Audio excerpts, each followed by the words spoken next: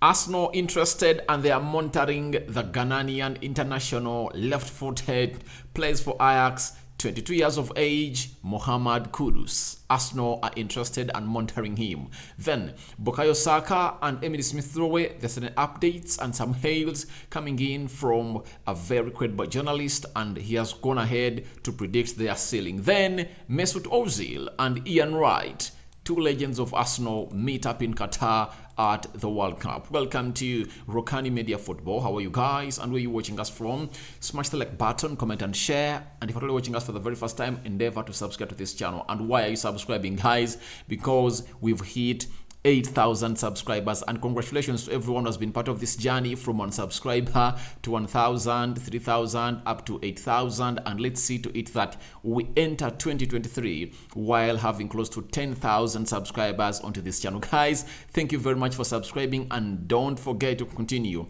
to subscribe to this channel so as we hit 9,000 and then 10,000 by the end of the year 2022. Now, the World Cup is taking place and there is a man known as Mohamed Kudus. Mohamed Kudus was responsible for the assist that IU scored against a team which goes by the names of Portugal that leveled the game, but later Portugal pulled more two up front and Ghana pulled one back. The game ended 3-2.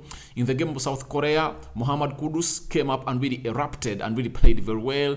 And if at all you've been watching Ajax, this lad is one of those that excites me, and I really love to see him do his stuff. And obviously, he goes by the names of Mohamed Kudus. Now, Grammy Bailey is the transfer correspondent for 90 More. Is telling us that Arsenal, with Liverpool, Spurs, Newcastle have made inquiries on Ajax midfielder Mohamed Kudus. Sources close to Ajax say big offer for a player who is not an automatic first choice would be hard to turn down over £30 million.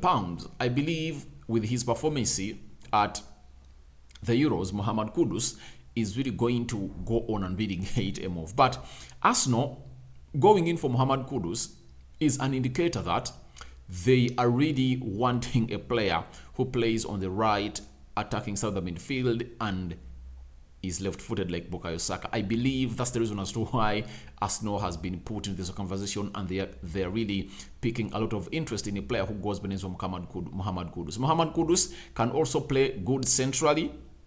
He can play as a false number 9. He can play as a right attacking midfielder. So it really puts Arsenal in a very comfortable position. If at all they are saying £30 million, those are peanuts to Arsenal if at all they are to go on and really get in a player like him. Because on that right attacking side of the midfield, they look lame every time they are not having Bukayo Saka. Someone will say when Bukayo Saka got an injury against Nottingham, Reiss Nelson came up through and really scored a brace and really put up one assist. Why aren't they focusing on him? The reason is simple. The potential of Reiss Nelson is not believed by Mikel Arteta. One, if at all Mikel Arteta believed in him, he wouldn't have waited for that Bukayo Saka injury to go on and happen to bring him on the field of play, and he couldn't have hurried Bukayo Saka back to come on and play into that position if at all Reiss Nelson was at the level of Bukayo Saka. Now, Mohamed Kudus is really great. Tall, energetic, physical. His skill set is really so much impressive, and I've seen him play at Ajax and he's really a very good player. And Kudus is something else at the Ajax national team, and he's playing for Ghana and making himself available for the next move as far as the transfers are concerned. And I won't be worried, I won't be shocked if at all this lad earns himself a move to another team in the January transfer window because of his performances. And Arsenal, along with Liverpool, Spurs and Newcastle, are lining up interest for this player who goes by the names of Mohamed Kudus. Now, Transfer Check has told us that Arsenal currently watching Ghana international Mohamed Kudus with great interest. A scout will be present in Qatar to watch his final World Cup group game against Uruguay on Friday. Many more big clubs also thought to be monitoring his development. So Arsenal are sending a scout down in Qatar to monitor or to scout out Mohamed Kudus. I believe he's a very good player, brilliant. He has a quick foot. He can add more to the team of Arsenal, and I believe they can really get him on a cheap. And you know what Mikel Arteta is all about? Every time he points on a player, all at a player. The player really has something special in him, and obviously comes in through to do the needful for a team which goes by names of Arsenal, because most of them that has bought have not gone ahead to disappoint him. They've been a revelation, and they've put a fresh breath of air in the Arsenal squad. So Mohamed Kudus, to me, I believe he deserves a move. To me, he deserves a move to find himself to the next level of playing for a team which goes by names of Arsenal, because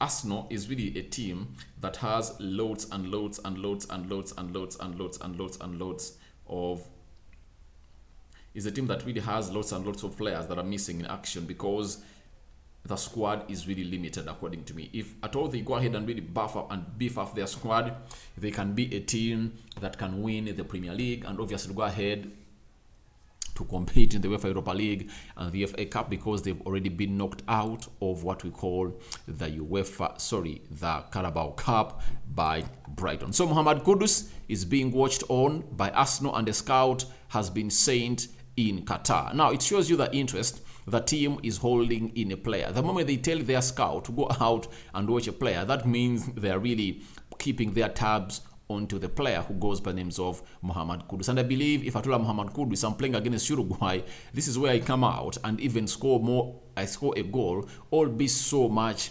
pivotal in Ghana winning the game of football against Uruguay. Remember, Ghana, if they are to go through, they have to go on and beat Uruguay, all else draw, and then the result between Portugal and South Korea favors them, because if at all Portugal beats South Korea, then even if Ghana just scoops a point from Uruguay, they'll be through to the round of 16. And for the very first time, we might see Africa having close to 3 teams in the round of 16. Not so. So that's what Mohamed Kudus is all about. But he's still young, 22 years of age, and he's a player that has gone ahead to reckon with the force of a team which goes by the names of Ghana, and Ghana is keeping tabs onto this player. And obviously, let's wait and see what is going to be done by a side which goes by names of Ghana as far as the World Cup is concerned, because whatever they are going to do and whatever they're not going to do, Mohamed Kudus has to have a foot in it, because among the other players they're having, I believe he's the most talented player they're having on the field of play that has a very good touch on goal, and obviously his scoring levels are not compared to any of those. I think the other player that Ghana have that is really impressing is Jordan Ayew, who plays for Crystal Palace. That's it. But the rest of the players, they are really lacking in levels of coming out to go on and really compete for the levels of a team which goes by names of Arsenal. Off Mohamed Kudus, let's go to Dengan's hater. He has come out and really told us that Emile Smith Rowe and Bukayo Saka, they have a good sense of what to focus on. They never shied away and worked hard. They did not let nervousness and stress take over when they had the chance. They were cool and trusted their own ability. So he's talking about Emile Smith Rowe and Bukayo Saka. These two came in from the Hell End Academy, but Emile Smith Rowe is a little bit older than Saka, I think by 1 year. Saka is 21. Smith Rowe is 22 years of age, and him being 22 years of age, he has gone ahead to administer himself into the starting 11 of Arsenal a lot, especially by scoring goals and obviously shifting even in position from being a central attack midfielder to a left attack midfielder. And there is no joy for a player coming from the academy and start to playing for the national team like it is for these Arsenal players that really go ahead and really do the needful for a side which goes by the names of Arsenal. So Emile Smith Rowe drove himself into the starting 11 of Arsenal. The same applies to a player who goes by the names of Bukayo Saka, who has been described as a player who never shied away and worked hard, and they did not let nervousness and stress take over them when they had the chance to go on and prove himself. And this is an alarm to all young players that are playing at different teams, maybe in Africa, anywhere. If you're coming to the academy, when you're given a chance, utilize it, because if you do so, the manager will trust in you and he will look at Alejandro Garnacho at Manchester United. Chance given to him, utilized it, and he has put himself in line to compete or in contention to compete for the starting 11 of Manchester United, starting 11 at the left attacking side of the midfield. And this is what Bukayo Saka and the likes of Emile Smith Rowe went on to do. Now, on Bukayo Saka specifically, Andreas Georgesson has told us that nothing can stop Saka from becoming one of the best players in the world. Even as a 19-year-old, he was our best player. He's telling us that Now, Andreas Georgesson is Arsenal former set-piece coach and current director of Malmo, and he was replaced by Nicolas Jova. So this guy used to know Bukayo Saka even when he was still young at Arsenal. He was a set-piece coach at Arsenal, and he knows exactly what everything was all about as far as this side of Arsenal is concerned. So let's wait and see what is going to happen in between Bukayo Saka and his career, because he's being looked at as one of the best in his age. Now, let's go to this man who goes by the names of Mesut Ozil and Ian Wright. These two have been seen together in Qatar. Remember, Qatar is where the World Cup is taking place, and you know, all the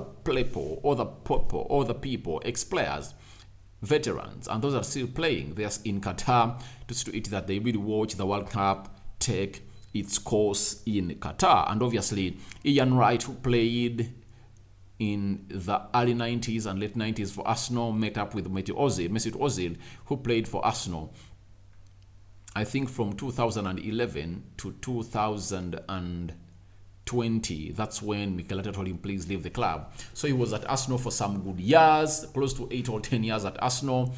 But had he gotten that legendary stature at Arsenal?